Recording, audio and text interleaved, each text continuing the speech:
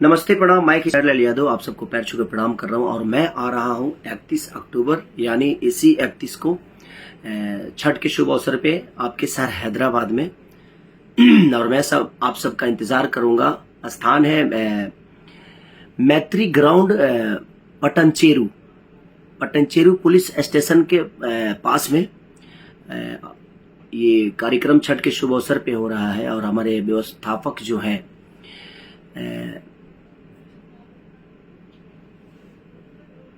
मसवी विधायक जी, माननीय श्री गुड्रेम महिपाल रेड्डी जी स्वयं आप सबके साथ रहेंगे। माननीय श्री मधुसूदन रेड्डी जी और अन्य सदस्य जो कि ये कार्यक्रम कराने का आप सबके बीच में मुझे बुलाने का काम जो कर रहे हैं वो लोग, और कार्यकर्ता व्यवस्थापक जो हमारे संदीप शाह जी हैं और बाकी समस्त सदस्यगण।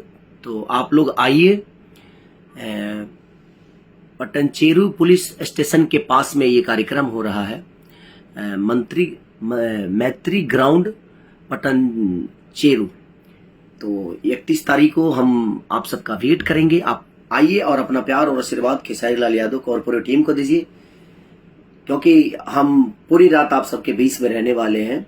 और मेरे तरफ से पूरे सदस्यगण को ढेर सारी छठ की शुभकामना कि ऐसे ही छठी मैया सब पे अपना कृपा बना रहे। Love you all.